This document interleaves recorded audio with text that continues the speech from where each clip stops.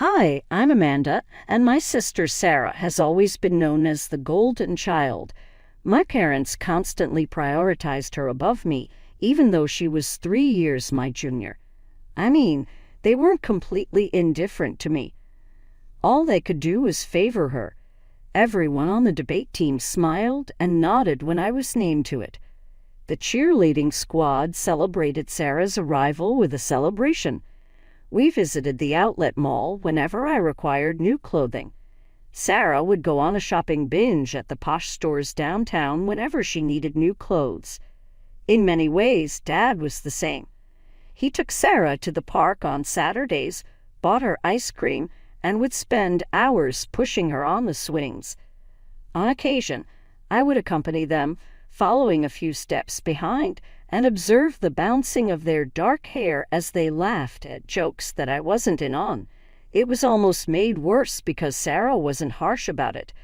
She refrained from being condescending or trying to bring me down.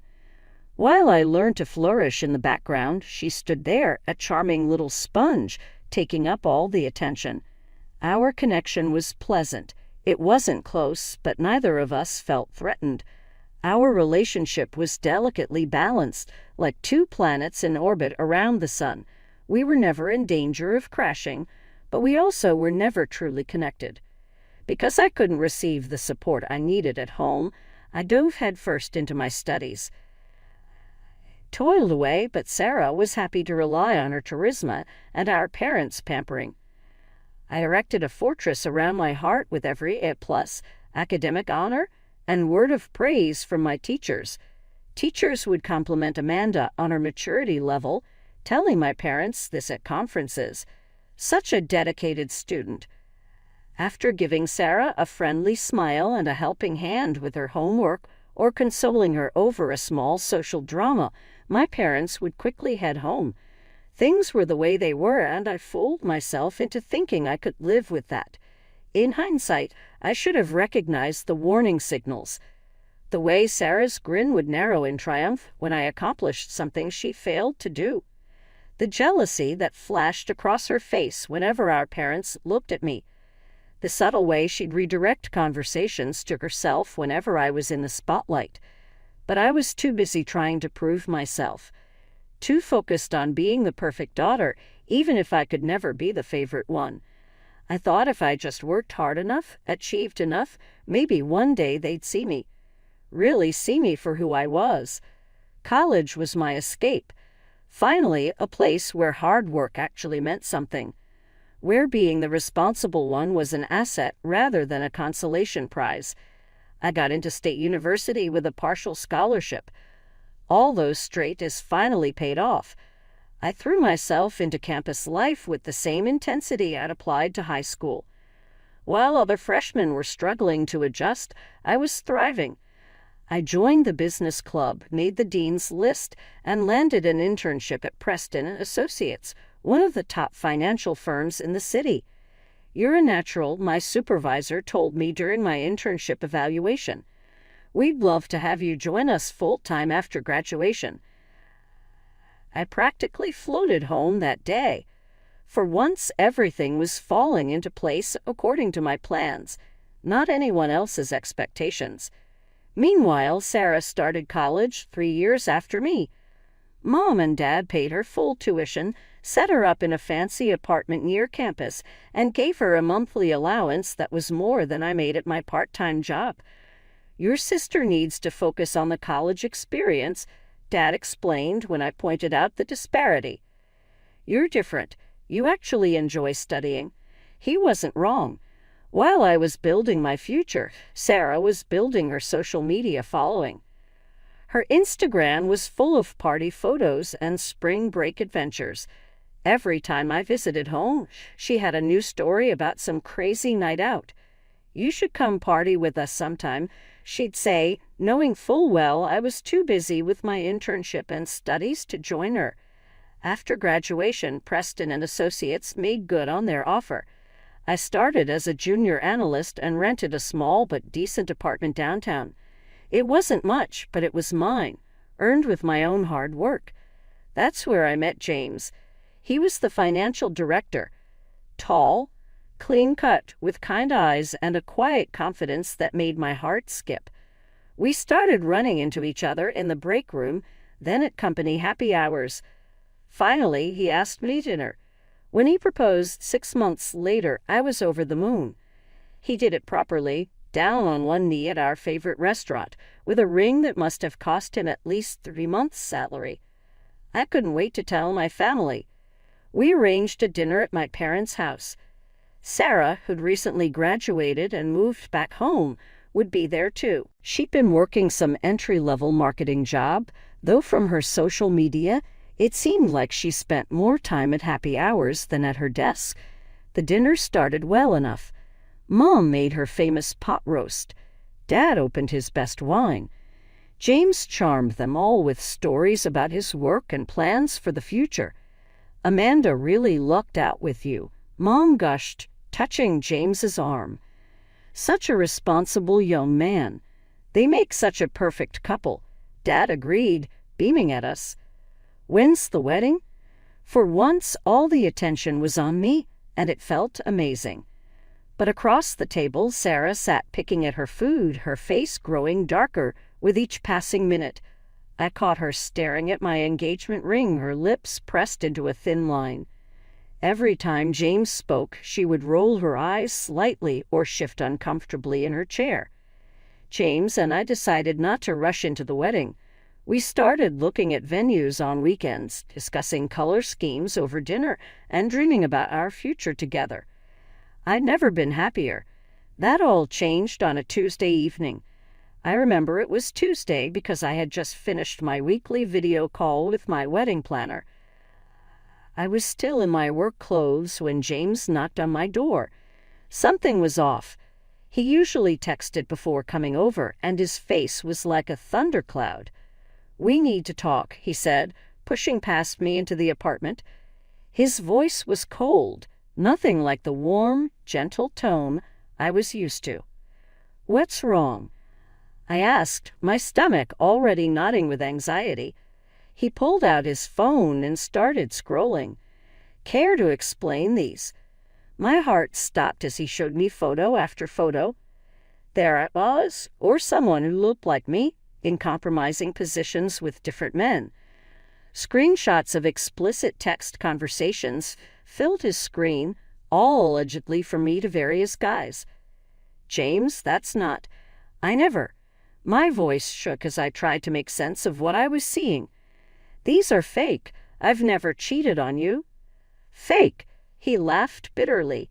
"Your own sister sent these to me, so you're saying Sarah made all this up?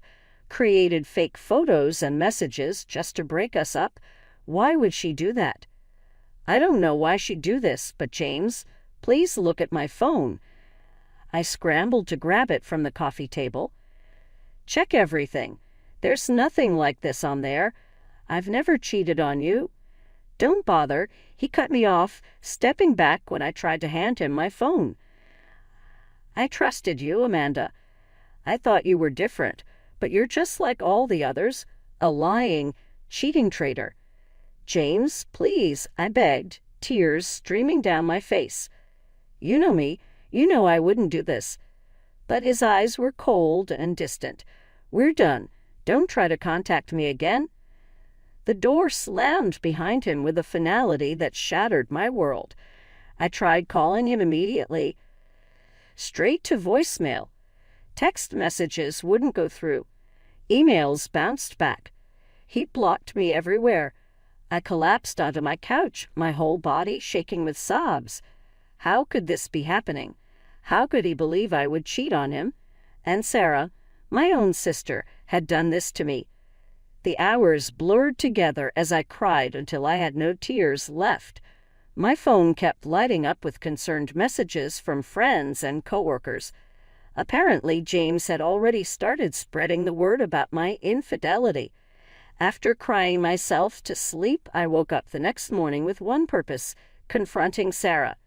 My hand shook as I dialed her number, half expecting her to ignore the call. But she picked up on the second ring.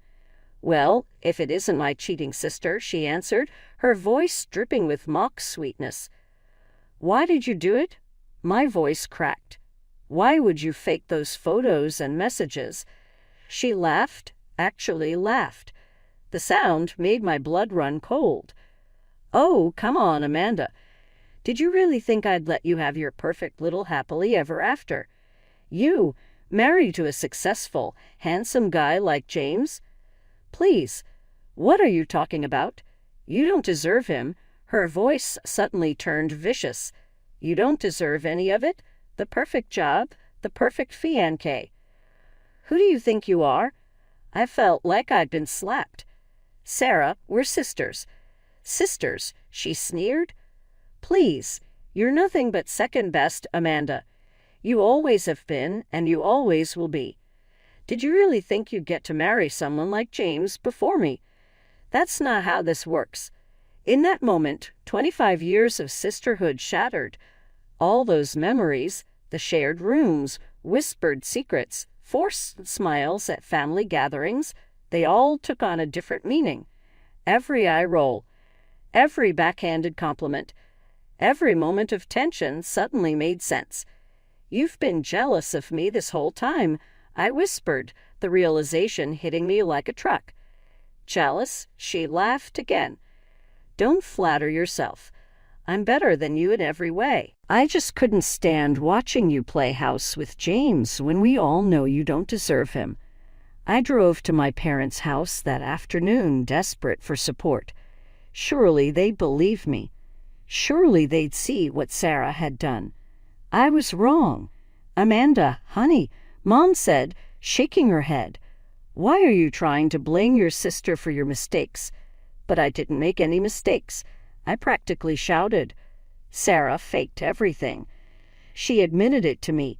Dad crossed his arms. Your sister would never do something like that. Stop trying to shift the blame. If you cheated on James, you need to own up to it. I left their house in a daze. Once again, Sarah was the golden child who could do no wrong, and I was the screw-up who couldn't be trusted. But life wasn't done kicking me while I was down. The next morning, I walked into work only to find my access card denied. Security escorted me to HR, where a sympathetic-looking woman handed me my termination papers. I'm so sorry, she whispered, glancing around to make sure no one could hear. James pushed for immediate termination. He said he couldn't work in the same building as... She trailed off. I didn't even finish reading the paperwork. I just signed it, packed up my desk, and left with my head held high. At least until I got to my car, where I broke down completely. 3 days later, my best friend Jenny called. Amanda, I don't know how to tell you this, but Sarah and James are dating. She's been posting pictures of them together all over Instagram.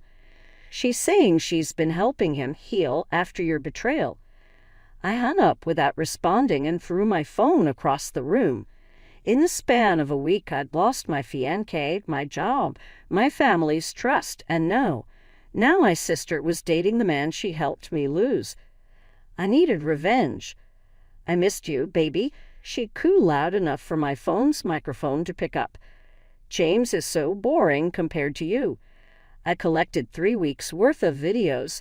Sarah and Mike making out against his car. Sarah sneaking out of his house at odd hours. The two of them laughing over expensive champagne on his patio, probably paid for with James's credit card. Then came the engagement party. Sarah insisted on having it at our parents' house. It's more intimate, she said, though really she just wanted to show off to the whole family.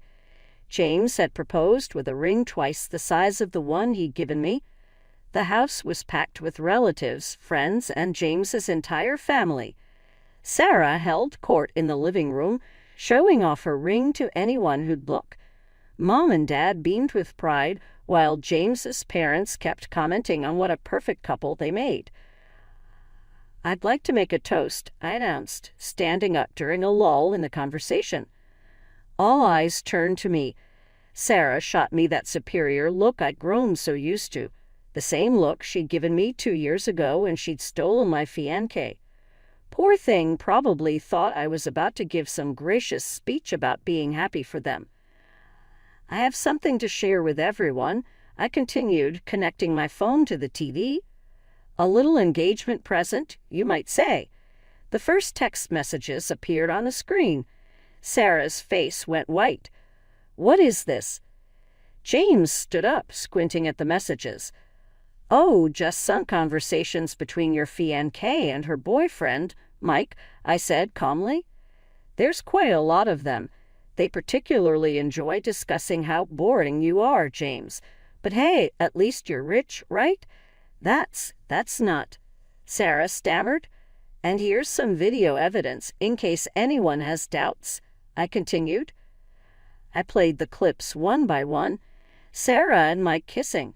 Sarah leaving his house at midnight. Sarah laughing about James while sipping expensive wine. The room erupted into chaos. James was on his feet, roaring at Sarah. His parents were shouting about disgrace and scandal. Our relatives were whispering and pointing. You crazy bastard, Sarah screamed at me. How could you do this? Funny, I replied. That's exactly what I wanted to ask you 2 years ago. Mom collapsed onto the couch, sobbing. Dad just stood there, mouth opening and closing like a fish out of water. I didn't stick around for the aftermath. I gathered my things, walked to my car, and drove home in perfect silence. Inside my apartment, I poured myself a glass of wine and sat on my balcony, watching the city lights twinkle. For the first time in 2 years, I felt completely at peace. My phone rang at 7 a.m. the next morning. Mom's name flashed on the screen. How could you humiliate your sister like that? She screamed before I could even say hello. James called off the engagement. She's devastated. You need to fix this right now. Fix what exactly? I asked calmly. The fact that she cheated. The fact that she got caught. Or maybe you want me to fix the fact that she's finally facing consequences for her actions. She's your sister. Dad's voice came on the line. They had me on speaker. Family protects family. You will fix this, or wait. I cut him off. Or you'll what? Take her side again. Go ahead. I'm used to it. I hung up and blocked their numbers. I needed coffee before dealing with any more family drama. But I hadn't even finished my first cup when someone started pounding on my apartment door. Open up, you damned bastard. Sarah's voice echoed through the hallway. I took my time walking to the door, unlocked it, and stepped back as she burst in. You ruined everything. She screamed, mascara running down her face. You ruined my life. Karma's a bitch, isn't it? I took another sip of coffee. I'm going to make you pay for this. She grabbed a framed photo from my wall and threw it at me. I dodged it easily. Like you made me pay 2 years ago, I asked quietly, when you fabricated evidence of me cheating, when you destroyed my relationship, when you took James for yourself. She froze, realization dawning on her face. You planned this, all of it, the whole time. 2 years, I confirmed. 2 years of watching and waiting. 2 years of playing the forgiving sister. 2 years of knowing that sooner or later you'd show your true colors. You're insane, she whispered. No, Sarah, I'm patient, and unlike you, I only needed real evidence to get my revenge. She ran from my apartment like she'd seen a ghost. The weeks that followed were a parade of guilt-tripping messages from my parents. Sarah's lost her job due to emotional distress. She's not eating, not sleeping. She's moved back home and spends her days crying in her old bedroom. You've destroyed your sister, Mom texted. Are you happy now? I didn't respond. What was there to say? Dad tried a different approach. If you don't make this right, you're out of the will. Is that what you want? I finally replied to that one. Do whatever you want with your money. I've already got what I wanted, the truth. Their reaction to that response was negative, but I felt liberated from their judgment for the first time ever. My professional life was taking off, but my personal life was a complete mess. With the promotion to senior director, a new office, and a sizable salary increase. Morrison Financial has showered me with accolades. Meanwhile, Sarah reached her lowest point. She returned to live with our parents after she lost her marketing career. The drinking began at that point. The truth was revealed during one of her inebriated moments. I learned about it later from my mom. How Sarah had begun to babble while reclined on the couch, halfway through a bottle of wine. Showed him those pictures she had mumbled out, added them all together, identified a girl who resembled Amanda. I had someone assist me in making up the texts. He was unworthy of her anyhow. He was more deserving of me. In the course of one drunken night, 2 years of deceit crumbled. The very following day, my emotionally charged father gave me a call. "We need to have a conversation, Amanda. Will you be able to make it over here?" They appeared to have aged 10 years in the space of a night as I entered the living room and found them sitting there. "We were mistaken," Dad stated plainly. "Regardless of what, it's been a long time since we were wrong." My mom started crying. In what ways were we unable to notice it? How were we so oblivious? "We let you down." I'd waited my entire life to hear that apology, and it finally came. However, I simply felt exhausted rather than victorious. There is less noise in my life right now. On Sundays, my parents and I share dinner.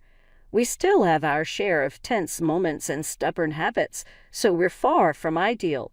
Yet we are making an effort. Plus, we achieved more than in the past. Having exposed Sarah, I have no regrets. What I see as justice is what others may call vengeance. The decisions she made have now become a reality. When it comes to my own situation, I couldn't be happier. I am enjoying a truly flourishing career. Home is where the heart is. I also no longer feel like someone is better than me, which is a first.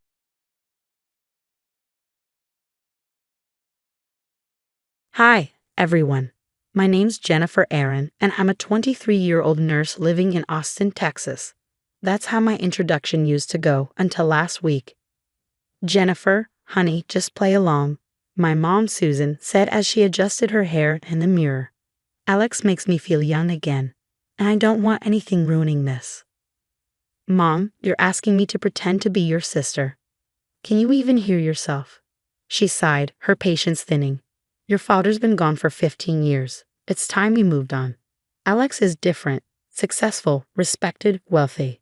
And Dad's memory, all those photos, the life you built together. None of that matters anymore. Don't be bitter, sweetie. It doesn't suit you," she replied, her voice coated in condescension. At first, it seemed like a bizarre one-time request, but things escalated quickly. At the grocery store, restaurants, even church, she introduced me as her baby sister, Jennifer. "Isn't she precious?" she giggled, playing the role of a doting older sibling. "Susan, darling, I didn't know you had a sister." Mrs. Henderson, our town's biggest gossip, practically squealed in the supermarket. "Oh yes, our parents had me quite late," Mom lied effortlessly. "Jennifer's been living with me since they passed." I froze as I watched my childhood vanish in real time. My Aunt Patricia even joined the charade. "Jennifer's always been like a daughter to Susan, even though they're sisters. Such a special bond." It wasn't long before my best friend, Rachel, caught me crying in the hospital break room. "This is insane, Jennifer. Your mom's taking this way too far." "What can I do?" "She's threatening to pull her co-signing from my nursing school loans if I don't go along with it. I still have 2 years of payments left." The situation spiraled further when Alex's daughter, Madison, knocked on my door one evening. "Something's not adding up about your sister," she said, studying me carefully. "Madison, it's complicated." "No, what's complicated is watching my father fall for another gold digger. But this time, it's different. The way Susan talks about you, it's like she's trying to erase something." And Madison wasn't wrong. Over the following weeks, Mom's transformation became even more surreal. Designer clothes replaced her nurse scrubs. Her accent changed. She dropped a full decade off her age. One night, I overheard her telling Alex, "Jennifer and I grew up in Connecticut, but we moved here after our parents' accident. She crafted an entirely new backstory. The final straw came when I found my birth certificate in the trash, torn to pieces. A new version appeared in Mom's files, listing her as my sister and 2 fake names as our parents. When she caught me staring at the altered documents, her voice softened. Remember who supported you all these years, who took extra shifts to put you through school. The least you can do is help me find happiness. I barely recognized her anymore. Her lies all came to a head at the wedding. Ladies and gentlemen, Alex's voice boomed across the reception hall. I'd like to propose a toast to my beautiful bride, Susan, and welcome her beloved sister, Jennifer, to our family. The crowd cheered as I forced a smile, gripping my champagne glass so tightly I thought it might shatter. Susan looks barely 30, Mrs. Henderson gushed to her gossip circle. Thank you, Mom replied sweetly. Jennifer has been my rock since our parents' passing. Later that evening, I overheard Madison in the hallway. Dad, don't you think it's weird? I looked up Susan's background and things don't add up. Madison, stop being paranoid. Not every woman is like your mother. I slipped away to Mom's home office, searching for my grandmother's will. What I found instead were altered inheritance documents. My claim had been erased, replaced by her fictional sister narrative. Looking for something, Mom's voice startled me. You changed the will. That was Grandma's money for my education. Lower your voice, she hissed. Alex can't know about my real age or your inheritance claim. I'll handle your education, just stick to the plan. The next week, my student loan officer called. Miss Aaron, your cosigner has requested removal from your loans. She can't do that. I still have 2 years of payments left. Then you'll need to find a new cosigner or pay the balance in full. I broke down in Rachel's apartment that night. She's systematically erasing everything about my childhood.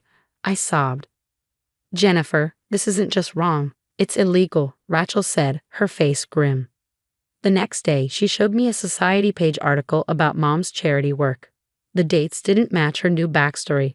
That's when I decided to meet with Kevin Matthews, a local investigative journalist. What made you suspicious? Kevin asked, leaning forward in the coffee shop. Public records, I explained. He slid a file across the table. Inside were documents revealing another marriage, another child she'd abandoned, just like she was trying to erase me now. Madison had been helping me dig deeper into the mess. I found discrepancies in my dad's financial accounts, she revealed one evening, her voice low. That night, Mom cornered me as soon as I got home. I saw you with that reporter, Jennifer. Remember our agreement about your loans? You mean your threats? I shot back. I'm giving you a better life. Look at this house, these opportunities. By erasing me? By stealing my identity for credit cards? You ungrateful little. Susan, darling. Aunt Patricia stumbled in, already tipsy, cutting her off. Oh, sorry to interrupt your sisterly chat. It's fine, Patricia. Jennifer was just leaving, Mom said, her tone clipped. But I didn't leave. Not yet. I turned to Aunt Patricia, just like that other girl left, the one from Nevada. The words escaped before I could stop them. Mom's face went pale. What is she talking about, Susan? Patricia slurred, confusion etched across her face. Nothing. She's confused. But I wasn't confused anymore. Every lie, every manipulation, every stolen document, it was all falling into place. A few days later, my cousin Amy handed me a stack of old photos. I found these in my mom's attic. Look, this one's from your 5th birthday party. There's Aunt Susan cutting your cake. These are great, but we need more, I said, flipping through the pictures. Madison called that night. Jennifer, I found something else in my dad's study. Susan's been writing checks to herself from the company account, and she's opened 6 credit cards in my name. Before I could respond, my phone buzzed. It was Rachel. You won't believe this. Mrs. Peterson, you know, from your old elementary school, she gave me a copy of your 3rd grade registration papers. Guess who signed them as your mother? Susan? Yep. She kept copies of everything. I'll scan them and send them over. Piece by piece, the puzzle was coming together. Kevin, the journalist, slid into our regular booth at the diner the next day, his laptop already open. I found something big, he said, pushing the screen toward me. There it was, her first marriage, Gregory Phillips, Las Vegas. They had a daughter named Emma. What happened to them? I asked, my stomach churning. Gregory's serving time for fraud. But the interesting part, Susan testified against him in court. The daughter disappeared from all records after that. It's eerily similar to what she's doing now. The break room at the hospital became my makeshift office between shifts. I documented everything. Dr. Torres, my childhood pediatrician, provided my medical records. I delivered you, Jennifer, he confirmed. I remember Susan holding you for the first time. Aunt Patricia, wine on her breath, broke down one night. Your mother made me promise, she confessed. But I can't keep lying. She forged your grandmother's will. She said it was for your own good. Madison, constantly digging, texted me updates. Quarterly reports show huge discrepancies in Dad's company finances.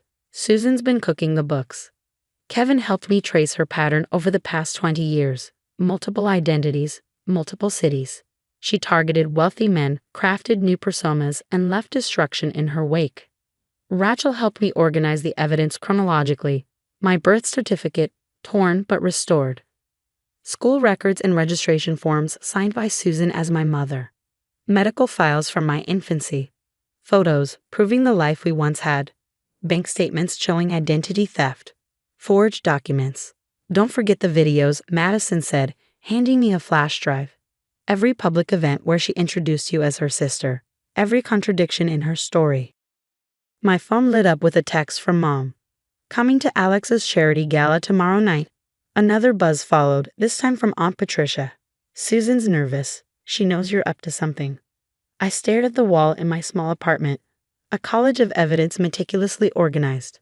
Years of lies, manipulation, and fraud were pinned up like a macabre work of art. Mom had taught me to keep everything, every receipt, every document, every trail of proof. Always have evidence, she'd say. How ironic that I was now using her own lesson against her. You sure you want to do this? Rachel asked, handing me another folder. She gave me no choice, I replied, scanning the last piece of my arsenal. She tried to erase me, my identity, my past, my future. She doesn't get to win. Kevin called as I zipped the evidence into a sleek black folder. Everything's ready. Once this hits, there's no going back. Good, I said, my voice steady. Let's see how she likes having her life erased. The night of Alex's charity gala was a spectacle. Chandeliers sparkled overhead, and the elite mingled in designer gowns and tailored suits. I lingered by the door, my heart pounding as I watched the night unfold. Then, it happened. Have you seen these documents, Mr. Cooper? One of Alex's business partners asked, holding up a USB drive. I had ensured it found its way into their hands anonymously earlier that day. Across the room, I watched Alex's face turn ashen as he scrolled through the files. Alex, darling, what's wrong? Mom's perfectly manicured hand touched his arm, her voice oozing concern. These financial records, Susan, he choked out. What have you done? The whispers began immediately. Partners huddled together, their phones lighting up with the files I'd exposed. Mom's frozen smile faltered as her eyes darted across the room. Ladies and gentlemen, Kevin Matthews, the journalist, announced with a champagne glass in hand. Tonight's edition of the Daily Tribune features an intriguing story about identity theft and family fraud. Complimentary copies are being distributed now. This is all a misunderstanding, Mom protested, her voice rising. A misunderstanding? A woman pushed through the crowd. Like how you testified against my father and abandoned me 20 years ago. It was Emma Phillips, Mom's long-lost first daughter. The room erupted. Mrs. Henderson's gossip circle transformed into an impromptu tribunal. She told me she was only 35. She said her parents died in Connecticut. She claimed Jennifer was her sister. 2 officers stepped forward, as if on cue. Susan Cooper, you're under arrest for identity theft and financial fraud, one announced, pulling out handcuffs. Jennifer, tell them the truth. Mom cried, mascara streaking her face. I am telling the truth, Mom, I said, my voice firm. The aftermath was as spectacular as it was devastating, for her, at least. Alex's divorce lawyers were relentless. Every penny Mom had stolen, every account she'd opened in my name, every forged document, it all came crashing down. I can't believe she did this to both of us, Madison said as we watched the news together. The investigation reveals Susan Cooper operated similar schemes in 3 states, the reporter announced. With mom in custody, I focused on rebuilding my life. The hospital promoted me to charge nurse, recognizing my strength through the ordeal. Kevin met me for coffee one morning. Your story has helped identify similar fraud cases across the country, he said. You've helped countless others by coming forward. Rachel started a support group for identity theft victims, and I received a community leadership award for my work with survivors. Emma and I became close, founding a nonprofit to help children of con artists rebuild their lives. We're real sisters now, Emma said with a smile, not the fake kind mom tried to create. One day, my phone buzzed with a text from mom. I'm sorry, can we talk? I stared at it for a moment before deleting it. Some people don't deserve second chances. As I walked into the hospital for my shift, head held high, I smiled. The truth had set me free, while lies had left mom with nothing. Would you forgive your mother if she erased your identity, stole your inheritance, and destroyed your past just to marry a rich man? Let me know in the comments below.